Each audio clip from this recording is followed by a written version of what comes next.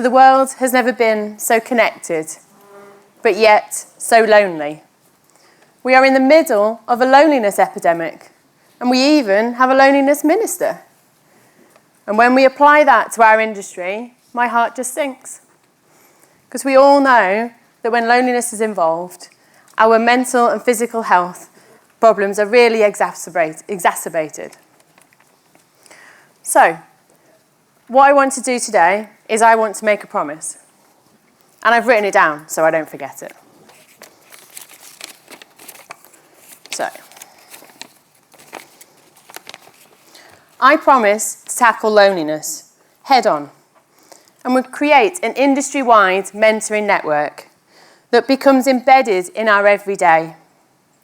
I invite you, our farmers, our leaders, our charities, our associated industries and supply chain, to come together to put this into action. I want to create good foundations early in people's careers so they never ever reach that crisis point. For me, prevention is always better than the cure.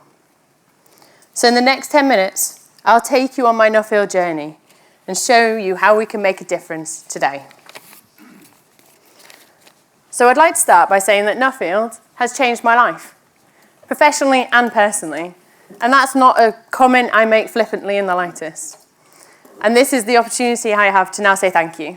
So thank you to Nuffield, thank you to the John Oldacre Foundation, who is my sponsor, but also to my family, looking very cute at the front, and my friends, because without you guys, I wouldn't be here today.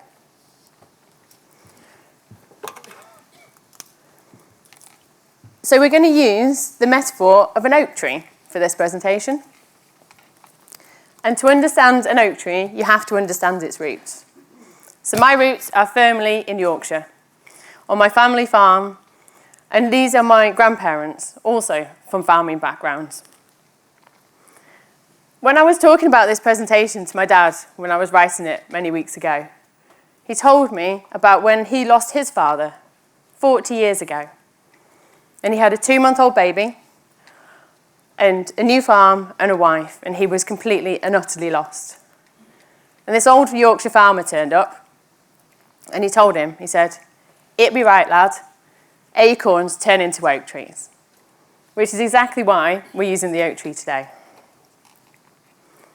So my career has taken me through the likes of Syngenta and Natural England and ADAS over the years, until on my 30th birthday, my daughter was born. And then 3 years later, nearly to the day, my son. So I had 4 years out of the workforce. But do you know what? I really don't like the term out of the workforce, because you know what? When you're on maternity, it's harder than any day's work anybody will ever do, to be honest. I learned time management, delegation, and just slightly irrational small humans. So it's all good.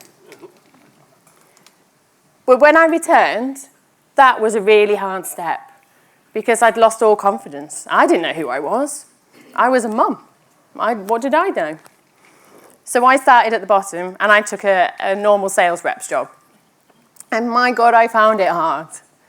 But thankfully, I found these two gentlemen at the top, who, for some unknown reason, are both called David. This is a spike-a-week coincidence.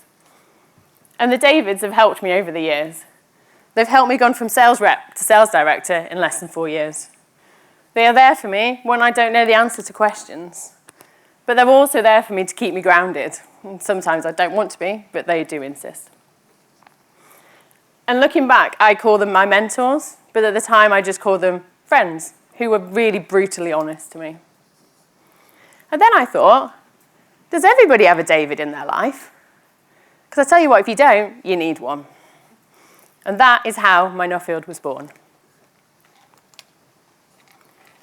So this picture was on the 6th of July, 2022. I'm in the back of my parents' car, kids in tow, on the way to do my first ever long-haul flight to Canada. And can I tell you, I was scared. I don't like flying. It's a baked bean box, and it's just horrible. Anyway. But that picture hides a lot of insecurities and a lot of sadness. Because I was there thinking, I'm going to leave my kids for 4 weeks. It's the guilt. The utter guilt of doing something for myself was utterly crushing. But also, when I was at university, I had an anaphylactic shock. which means I was afraid of everything, afraid of trying new foods, afraid of going anywhere on my own, and also afraid of being half an hour away from a hospital, even in this country. So the thought of going to Canada for 4 weeks, not knowing where I was going, who I was staying with, and not having the control I would have in the UK was really difficult. But there we go. Off I went, face mask on, for a flight to Toronto. Now, it's really hard to put 4 weeks into one slide, but this is my attempt to do so. So what we have in the top right-hand corner is Professor Chowdhury. So he is a professor at the University of Guelph, and he studies echo chambers and information within them. So we know that in agriculture, we work in echo chambers. And if you drip that wrong piece of information into it, it spirals and becomes the truth really quickly. So what we need to do is get mentors. And he said if you use mentors to slowly break down and connect people, the actual truth comes to the fore, rather than this perceived truth. Then if we look in the bottom right-hand corner, we have Professor Andrea Jones, who is a world-leading professor in mental health in farming. And she said to me, she said, Helen, which group do you think in farming has the highest risk from mental illness? And I gave my answer. And I think I know a bit about this subject, but I was completely wrong. And she says everybody's normally wrong when they answer that question. And that's because it's the people who are unseen. It's the people in our farming businesses that look after the kids, that do the washing, that sort things out and just make the whole thing work. But normally the women don't even have a name. I mean, the farmer's wife, what kind of name is that? So she said if there's some way that we can connect people, then we're doing a really good job. In the middle is an amazing lady who is a Canadian scholar called Anne Gordon. Her and her husband Cam put me up and listened, and we had loads of chats over many, many nights. And her study and her continued development is all about leadership. And she's really, really insistent that any good leader should have mentoring and coaching as a central pillar. Top left-hand corner is the amazing Gabe Ferguson. So Gabe, sorry, Chris. So Gabe is from the Agricultural Leaders Programme. And what she does is that she firmly believes in mentoring to grow her leaders as part of that programme. And talks so passionately about that every mentoring relationship needs a why. Because everyone's like, oh, we'll just turn up and have a chat. She's like, no, we don't do that. You turn up because there is something you want out of it. She's like, it has to be professional. We do mentoring contracts. We teach mentees and mentors how to behave because that hour of that time is valuable. You don't waste it. And then in the bottom corner, we have a lady called Christy Petit, who is the CEO of Pollinate Networks. Now, when I met Christy, she solved so many problems for me. She was the proper light bulb moment in this situation.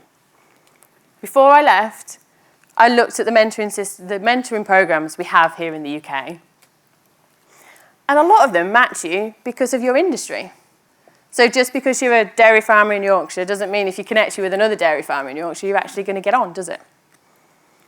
So what they've done over the last 10 years is developed an algorithm and a psychometric test that matches people based on their learning styles and their preferences. So you actually get together with somebody you actually quite like, which really makes that relationship fly from really early doors. So flew home, very happy. Then went back out to Brazil in September. Now, who would have thought I would have gone to Brazil, to be honest with you? You talk about remote. It's a whole other world of remote. These two farms that I've put up here are Sape and Grupo Moreno, both run by Brazilian Nuffield scholars. And the really interesting thing about the Brazilian farming is that their farms are really, really remote. And that means that they have to focus on their people. Because there's farms where they have schools and many canteens. People live there, they work there, it is their community. So you really have to invest.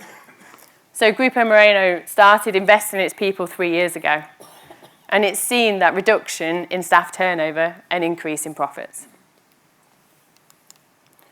So I came home from Brazil. I put this slide up really quickly just to show how far I've come on a personal journey. And if you'd told me a year ago that I'd have been hang gliding over Rio, pushed off a cliff by a Lancastrian dairy farmer, then I would have said you were all very crazy. So yes, returned home and put together my recommendations. So this is what I would call my ingredients for an effective mentoring scheme.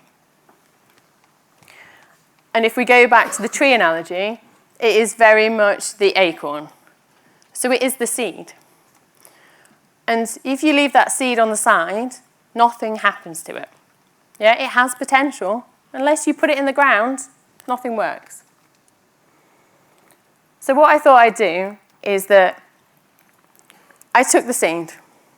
I resigned from my sales director's role, kind of told my husband afterwards, that's a minor issue, and decided to set up my own business called Cultivate Success. Now, Cultivate puts this into action, but it also takes the software that I found from Pollinate and brings it here to the UK. Now, I'm very grateful to the Frank Parkinson Agricultural Trust, to David and his fellow trustees, for providing me with the bursary for this year. And what we did with this was we created a pilot program, because we have all this information, but we wanted to see it on the ground.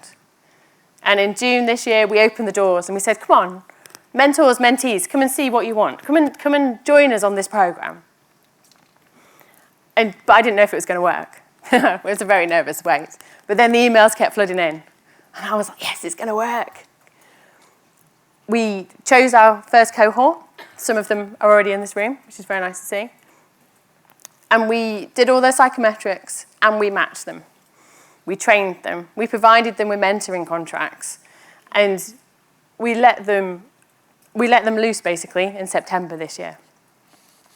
And although it hasn't been very long since these relationships started, the feedback we've got so far is great.